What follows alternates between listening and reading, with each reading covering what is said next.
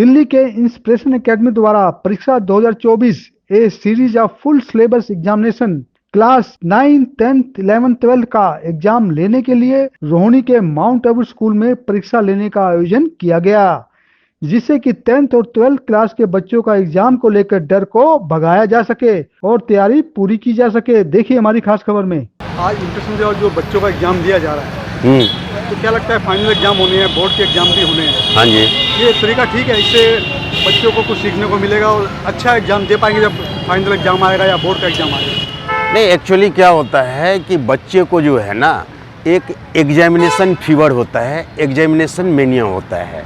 सब कुछ डिपेंड करता है कि आप कितने मेहनत से, कितने लगन से तैयारी कर रहे हैं, वो एक अलग चीज़ है।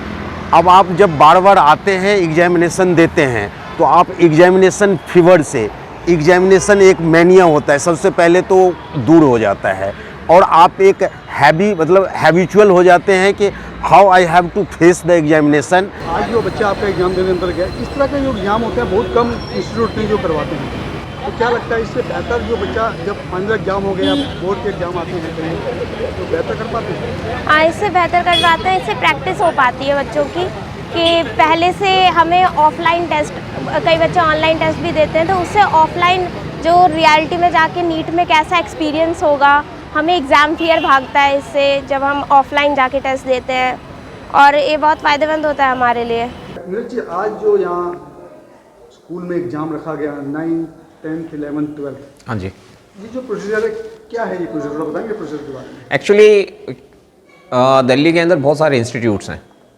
और इंस्टीट्यूट पे क्या होता है कि आपको ट्यूशन्स पढ़ाया जाता है, क्लासेस दी जाती हैं, कंटेंट करवाकर और वहीं पर ही एग्ज़ाम कंडक्ट करवा दिया जाता है। उससे क्या होता है ना, बच्चों के अंदर एक सीरियसनेस नहीं आ पाती है, बच्चों को एक एक्सपोजर नहीं मिल पाता है। इसके लिए इंस्पिरेशन एकेडमी ने एक नया तरीका अपनाया कि क्यों ना हम बच्चों को एक्सपोजर दे, बच्चों को एक नया एनवायरनमेंट दे, कॉम्पिटिटिव एग्ज़ाम की फीलिंग दे, और उसी के लिए हमने 9, 10th, 11th, 12th इन सब के लिए एग्ज़ाम कंडक्ट करवाया। 10th और 12th के लिए तो ये बहुत कंपलसरी है, क्योंकि 10th और 12th को तो बोर्ड एग्ज़ाम के लिए जाना है। अब वो बच्चे पहली बार जाकर उस फियर को फील करेंगे वहाँ पे, तो आधा तो बच्चा साइकोलॉजिकली डिप्रेस हो जाता है, तो बच्चा एग्ज़ाम दे नहीं पाता प्रॉपरली। उस फियर को कम करना है। दूसरा, 11th और 9th ये 2 क्लास ऐसी होती हैं जिसको कोई कंसिडर ही नहीं करता, इनके बारे में कोई सोचता ही नहीं है कि इनको भी कोई एक्सटर्नल एग्ज़ाम देना है या आगे जाके तैयारी करनी है।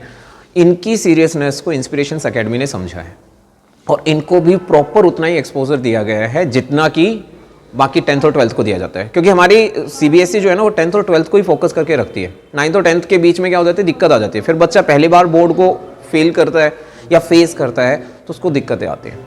हमारी इंस्पिरेशन एकेडमी इस चीज़ पे ध्यान दे रही है कि सबको एक साथ लेकर चले। परीक्षा 2024 इसमें 9, 10th और 11th, 12th के बच्चे हैं, तो ये एग्जाम आप लोग ले रहे हो, क्या सोच आती है एग्जाम लेने की, इससे क्या बच्चों को फर्क पड़ेगा आने वाले समय में?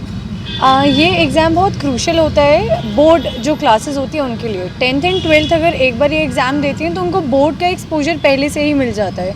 हमारा मेन एम ये रहता है कि बच्चा जो गलतियां बोर्ड में कर सकता है वो पहले एक मॉक टेस्ट दे दे जिसमें वो गलतियां हो जाएं, ताकि बोर्ड में उसका जो एग्ज़ाम रहता है वो और अच्छे से हो।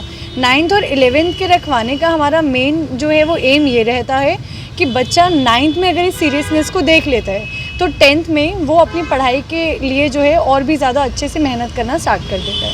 इस तरह की तैयारी CBSE तो कराते नहीं, आप लोग करवा रहे हो? शायद इसलिए इंस्पिरेशंस बाकियों से कुछ अलग है। हम बिल्कुल चाहते हैं कि CBSE को भी बच्चों के कॉन्फिडेंस को बूस्ट करने के लिए बोर्ड एग्ज़ाम से पहले एक मॉक टेस्ट ज़रूर रखना चाहिए।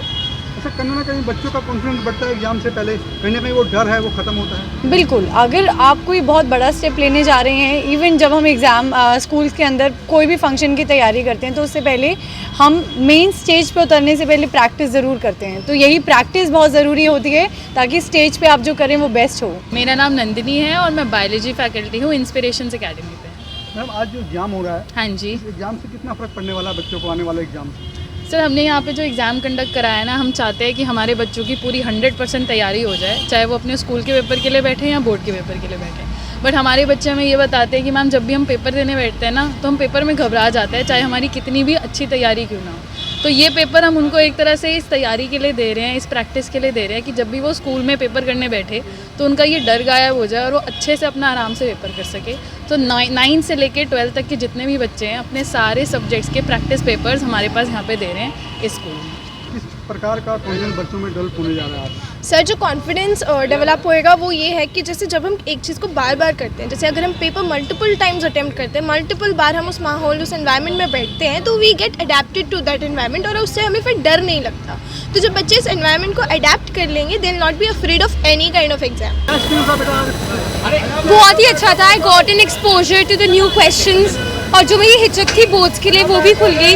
It was like really very fascinating for me and also my anxiety it also got over which I was having for the boards, but yes I got an exposure. I thank the Inspirations Academy for organising this wonderful exam. Batch A, Inspiration sector 24। Yes sir. Board का जब exam होगा तो आज तो डर लगा आपको कि आपके में बोर्ड का एग्जाम था? थोड़ी नर्वसनेस लगी थी, थोड़ा बहुत ज़्यादा इनफैक्ट सिमिलैरिटी थी सेंटर के हिसाब से और शीट्स वगैरह के हिसाब से। 9th में होगे, 10th में हो जाओगे, तो ये एग्जाम जो था बोर्ड का था, कैसा लगा?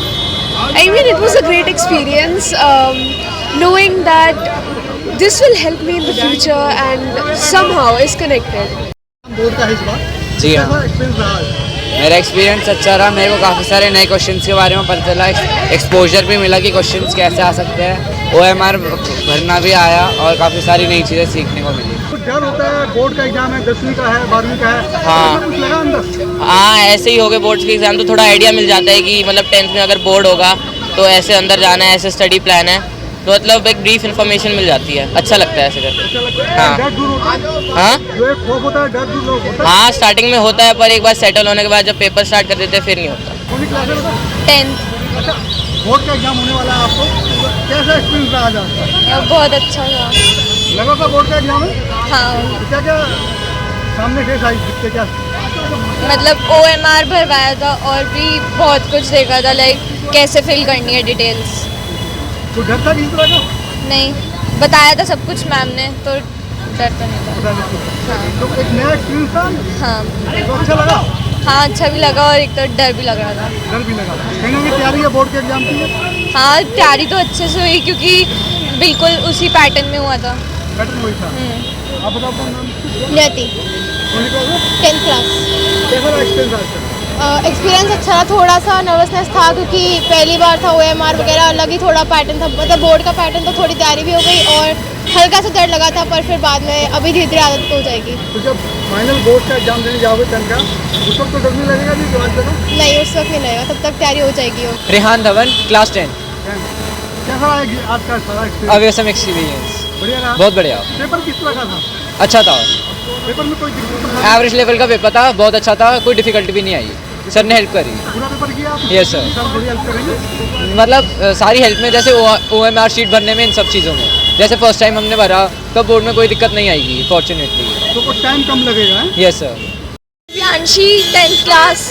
अच्छा, आज बोर्ड का एग्जाम था आपका, जबकि होना है बोर्ड का, तो कैसा एक्सपीरियंस रहा? एक्सपीरियंस काफ़ी अच्छा था और हमारे लिए बेटर है ये, ताकि हमें बोर्ड्स में और अच्छा एक्सपीरियंस मिले। स्किल्स के बारे में क्या, एकेडमी के बारे में क्या कहना चाहिए? एकेडमी में ऐसी बहुत सारी चीज़ें करवाते हैं जिससे हमें होप मिले कि हम अच्छे मार्क्स ला सकते हैं स्कूल में भी, और एकेडमी में भी अपना जो मार्क्स वगैरह है बच्चों के आगे चल के अच्छे के लिए कराते हैं सब। तो अच्छा एक्सपीरियंस है काफ़ी, एकेडमी ज्वाइन करनी चाहिए सबको।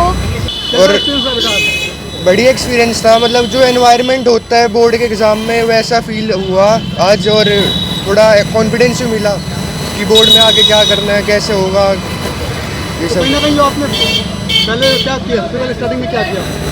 स्टार्टिंग में पहले प्रॉपर पेपर को एनालाइज करा, कैसे क्या कितने नंबर का है, और उस हिसाब से अपना टाइम मैनेजमेंट करा। और मेन चीज़ टाइमिंग की होती है, मतलब कि छूटना नहीं चाहिए, तो उस पर थोड़ा ध्यान दिया। टाइम मैनेज हुआ पूरा 3 घंटे? बिल्कुल बिल्कुल। पूरा पेपर किया आपने? हाँ जी, पूरा अटेम्प्ट करा मैंने। तो आपको अब लगता है कि 12th का जब बोर्ड का एग्जाम होगा तो आप कर पाओगे, टाइम मैनेज कर पाओगे टाइम के साथ? बिल्कुल बिल्कुल, पूरा करके पाऊँगा, और प्रॉपर टाइम मैनेजमेंट भी होगा। तो ये पहल अच्छी थी एकेडमी की? जी, हर साल ऐसे होना चाहिए, हर बच्चे को एक्सपीरियंस मिले बोर्ड का कैसे होता है, और ऐसे होना चाहिए। बिल्कुल जी। आज 9th, 10th, 11th, 12th जब भी बोर्ड का एग्जाम होता है 10th का और 12th का, इन 9th और 11th के बच्चों को क्यों लिया आपने? देखिए ऐसा है कि 9th और 11th क्लास के बच्चों को भी ये एक्सपोजर ज़रूरी है, ठीक है। हमारा पर्पस बच्चों को बोर्ड का पेपर थोड़ी बताना है, हमारा पर्पस ये है कि बच्चों को वो पैटर्न से वो एकस्टम हो जाए। तो एक बार 9th वाले बच्चे 11th वाले बच्चे वो भी एक बार जब पेपर दे देंगे तो अंदर से डर निकलता है पेपर को लेके। फिर बहुत छोटी छोटी चीज़ें होती हैं जो पेपर में होती है, जैसे कुछ OMR शीट्स होती हैं वो फिल करनी होती है बच्चों को। मैंने देखा 10th क्लास में बच्चे पेपर के 10 मिनट 15 मिनट स्टार्टिंग के वेस्ट कर देते हैं सिर्फ इसी चीज़ पे। तो हम लोगों ने जब पेपर ये डिज़ाइन किया तो इस तरीके से डिज़ाइन किया कि OMR शीट भी वैसी हो, सब कुछ बिल्कुल वैसा हो। 9th क्लास से 11th क्लास से बच्चा इसके लिए ट्रेन हो जाएगा तो 10th और 12th में और बेटर परफॉर्म कर पाएगा। सर 12th और 10th के बच्चे जो थे, आपको लगता है इस प्रकार के एग्जाम देने से प्रिपेयर हो पाएंगे आने वाले समय में? देखो मुझे लगता है कि जितने ज़्यादा पेपर बच्चा देता है ना उसकी प्रिपरेशन उतनी स्ट्रांग होती है। बार बार चैप्टर पढ़ने से इतनी तैयारी नहीं होती जितना फुल लेंथ पेपर देने से होती है, क्योंकि जब बच्चा एक फुल लेंथ पेपर देता है तो वो 13-14 चैप्टर होते हैं वो एक साथ होते हैं उसके अंदर। फिर दूसरी चीज़ ये है कि जो पेपर यहाँ पर आया है वो पेपर भी एकेडमी के टीचर्स ने सेट नहीं किया है। एक कंपनी है जो कि ये पेपर डिज़ाइन कर रही है और वो लोग बहुत एक्सपर्ट हैं इस चीज़ पे, ठीक है। तो बहुत प्रोफेशनली डिज़ाइन पेपर था ये, बच्चों के लिए तो बहुत यूज़फुल रहेगा ये पेपर देना। तो आपको लगता है कि बच्चों का जो एग्जाम होगा बोर्ड का, तो बच्चे आज से बेहतर कर पाएंगे?